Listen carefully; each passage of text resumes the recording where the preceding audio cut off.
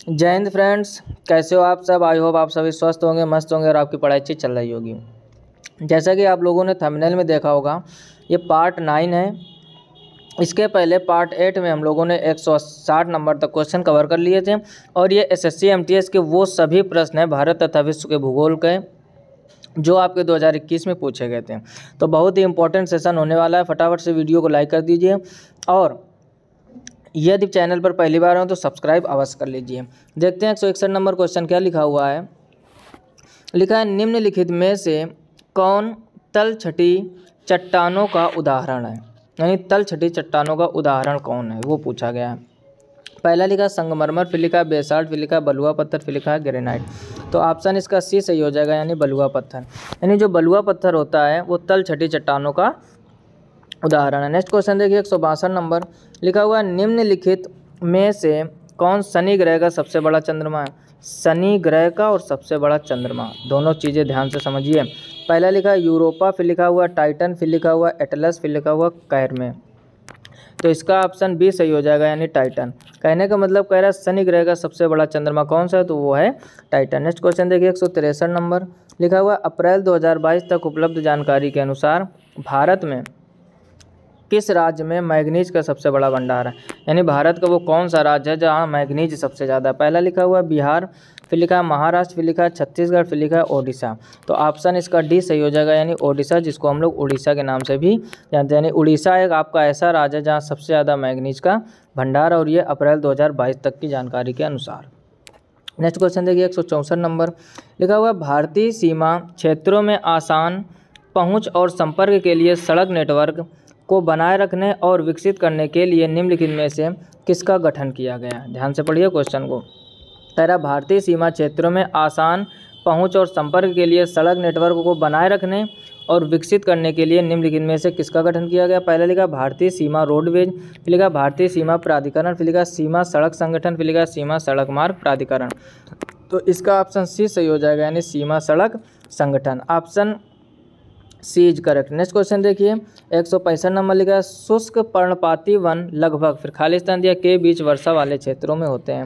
यानी कितनी वर्षा होती है या कितनी बरसात के बीच शुष्क पर्णपाती वन होते हैं। पहला लिखा है 200 सेंटीमीटर से 150 सेंटीमीटर, फिर लिखा है 100 सेंटीमीटर से 70 सेंटीमीटर, फिर लिखा है 150 सेंटीमीटर और 120 सेंटीमीटर, फिर लिखा है 80 सेंटीमीटर और 50 सेंटीमीटर। तो इसका ऑप्शन बी सही हो जाएगा, यानी 100 सेंटीमीटर और 70 सेंटीमीटर। नेक्स्ट क्वेश्चन देखिए 166 नंबर।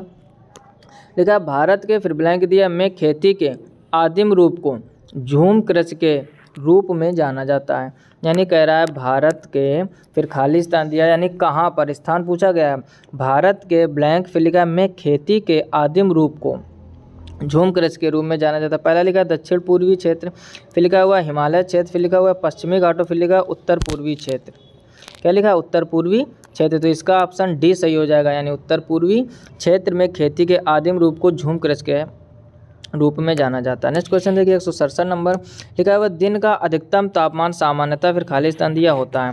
यानी दिन का अधिकतम तापमान कितना होता है। पहला लिखा है अपराह्न में, यानी शाम के समय, फिर लिखा है भोर में, यानी सुबह के समय, फिर लिखा हुआ शाम को, फिर लिखा हुआ मध्य रात्रि में। तो दिन का अधिकतम तापमान सामान्यतः कब होता है, अपराह्न यानी शाम टाइम। तो इसका ऑप्शन ए सही हो जाएगा, यानी अपराह्न के समय। अपराह्न का मतलब कह सकते हो आप 12 बजे के बाद। दिन का अधिकतम तापमान सामान्यतः अपराह्न में होता है। नेक्स्ट क्वेश्चन देखिए 168 नंबर। लिखा है निम्नलिखित में से किस देश के साथ भारत की भूमि सीमा लगी हुई है। यानी वो कौन सा देश है, किस देश के साथ भारत की भूमि सीमा लगी हुई है। पहला लिखा है भूटान, फिर लिखा है वियतनाम, फिर लिखा है उज्बेकिस्तान और फिर लिखा हुआ इंडोनेशिया।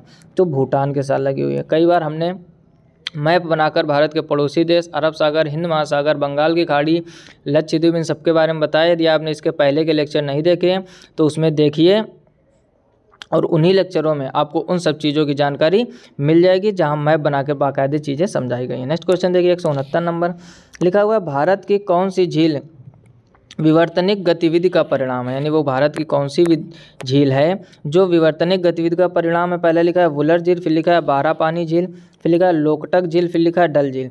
तो इसका ऑप्शन ये सही हो जाएगा, यानी व्हीलर झील। कहने का मतलब भारत की कह रहा कौन सी झील विवर्तनिक गतिविधि का परिणाम है, तो वो हो जाएगी आपकी वुरल झील। Option A is correct. Next question देखिए 170 नंबर लिखा है चंद्रमा पृथ्वी का एक चक्कर लगभग खाली स्थान में लगाता है। तो आसान क्वेश्चन है, चंद्रमा पृथ्वी का एक चक्कर कितने दिन में लगाता है? लगभग 27 दिन में। पहला लिखा है 29 दिन, फिर 30 दिन, फिर 24 दिन और फिर 27 दिन। तो ऑप्शन डी इसका सही हो जाएगा, यानी चंद्रमा पृथ्वी का एक चक्कर लगभग 27 दिन में लगाता है। नेक्स्ट क्वेश्चन देखिए 171 नंबर लिखा है जमीन में पानी के रिसने की प्रक्रिया को खालिस्तान कहा जाता है। यानी जमीन में जो पानी रिसता है उस प्रक्रिया को क्या कहते हैं? लिखा है निस्पंदन, फिर लिखा हुआ अंतःस्रवण, फिर लिखा हुआ रिसाव, फिर लिखा अवसादन। तो आप यहीं से समझ जाओ, रिसने की प्रक्रिया को हम लोग क्या कहेंगे? रिसाव। यानी जमीन में पानी के रिसने की प्रक्रिया को रिसाव कहा जाता है। नेक्स्ट क्वेश्चन देखिए 172 नंबर। 172 नंबर क्या लिखा हुआ है? लिखा है भारत के पड़ोसी देश अफगानिस्तान की राजधानी क्या है? यानी कंधार, फिर लिखा है कराची, फिर लिखा हुआ काबुल, फिर लिखा हुआ काठमांडू। तो अफगानिस्तान की राजधानी है क्या? काबुल, और काठमांडू है आपकी नेपाल की। ये दोनों इंपॉर्टेंट पॉइंट हैं। अगर भूटान की पूछी जाए तो भूटान की होती थिम्पू, बांग्लादेश की पूछी जाए तो बांग्लादेश की होती ढाका, पाकिस्तान की पूछी जाए तो इस्लामाबाद। ठीक है ना? तो जितने भी भारत के पड़ोसी देश हैं उनकी राजधानी आपको जरूर पता होनी चाहिए। जरूरी नहीं अफगानिस्तान की ही पूछेगा, कुछ भी आ सकता है जो भी पड़ोसी देश है। Next question 173 number. ठीक है, भारत का उत्तरी मैदान किस मृदा से बना है? यानी जो भारत का उत्तरी मैदान है वो कौन सी मिट्टी से बना? लिखा है शुष्क मृदा, काली मृदा, लैटेराइट मृदा और जलोढ़ मृदा। तो भारत का उत्तरी मैदान यानी जहाँ हम लोग उत्तर प्रदेश में रहते हैं, ये जलोढ़ मिट्टी यहाँ पर या जलोढ़ मृदा से ज़्यादातर बना हुआ है। नेक्स्ट क्वेश्चन देखिए 174 नंबर लिखा हुआ निम्नलिखित में से किसमें पृथ्वी पर ताजे पानी की सबसे बड़ी मात्रा है? ताजे पानी की सबसे बड़ी मात्रा कहाँ है? पहला लिखा है भूजल, फिर लिखा है हिमच्छद, फिर लिखा हुआ वातावरण, फिर लिखा हुआ अंतःस्थलीय समुद्र। तो इसका ऑप्शन बी सही हो जाएगा, नहीं हिमच्छद। कहने का मतलब कह रहा है निम्नलिखित में से किसमें पृथ्वी पर ताजे पानी की सबसे बड़ी मात्रा है? तो है आपका हिमच्छद। नेक्स्ट क्वेश्चन देखिए 175 नंबर कह रहा 2011 की जनगणना भारत की, फिर खालिस्तान राष्ट्रीय जनगणना थी, यानी भारत की कौन से नंबर की जनगणना थी? वेरी वेरी इंपॉर्टेंट क्वेश्चन है।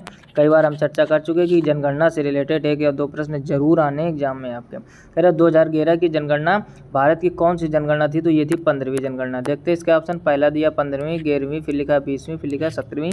तो ऑप्शन ए इसका सही हो जाएगा, यानी 15वीं। यानी 2011 की जो जनगणना हुई थी वो 15वीं राष्ट्रीय जनगणना थी। दूसरी बात 2021 में होनी थी लेकिन वो हो नहीं पाई थी, किसकी वजह से? कोरोना महामारी की वजह से और लॉकडाउन की वजह से। आई होप आप बात को पूरी समझ गए होंगे। अगर पूछा जाए भारत में अभी तक जनसंख्या की टोटल कितनी जनगणना हो चुकी हैं, तो उसका भी आंसर हो जाएगा 15 जनगणना हो चुकी हैं। नेक्स्ट क्वेश्चन देखिए 176 नंबर लिखा है त्सोमगो, ठीक आधा ता बना हुआ है। त्सोमगो झील निम्नलिखित में से किस राज्य में स्थित हिमाच्छादित झील है? यानी क्वेश्चन क्या पूछा गया आपसे? लिखा है त्सोमगो झील निम्नलिखित में से किस राज्य में स्थित हिमाच्छादित झील है? पहला लिखा सिक्किम, फिर लिखा पंजाब, फिर लिखा मेघालय, फिर गुजरात। तो इसका ऑप्शन ए सही हो जाएगा, यानी सिक्किम, यानी सिक्किम राज्य में स्थित है ये। नेक्स्ट क्वेश्चन देखिए 177 नंबर, फिर आ गया 2011 से रिलेटेड। वही बात हम बोले, बहुत ही इंपॉर्टेंट क्वेश्चन बनेंगे जनगणना वाले। लिखा है 2011 की जनगणना में भारत के कितने राज्यों और केंद्र शासित प्रदेशों को शामिल किया गया था? यानी जो 2011 की जनगणना हुई थी उसमें कितने राज्यों, कितने केंद्र शासित प्रदेशों को शामिल किया गया था? पहला लिखा 40, फिर लिखा 28, फिर लिखा 45, फिर लिखा 35। तो टोटल मिला के राज्य और केंद्र शासित प्रदेश मिलाकर 35 शामिल किए गए थे। कब? 2011 की जब जनगणना हुई थी। नेक्स्ट क्वेश्चन देखिए 178 नंबर लिखा हुआ निम्नलिखित में से कौन से भारत के दो द्वीपीय पड़ोसी देश हैं? पहला लिखा हुआ न्यूजीलैंड और मालदीव, फिर लिखा हुआ श्रीलंका और मालदीव, फिर लिखा हुआ ताइवान और सिंगापुर, फिर लिखा हुआ फिलीपींस और श्रीलंका। तो इसका ऑप्शन बी सही हो जाएगा, यानी श्रीलंका और मालदीव। कहने का मतलब कह रहा निम्नलिखित में से कौन से भारत के दो द्वीपीय पड़ोसी देश हैं? वो श्रीलंका और मालदीव। नेक्स्ट क्वेश्चन देखिए 179 नंबर लिखा हुआ केंद्रीय शिखर या गुम्बद जैसी संरचना से अलग अलग दिशाओं में लिखा धाराओं के प्रवाहित होने पर कौन सा जल निकासी पैटर्न बनाता है?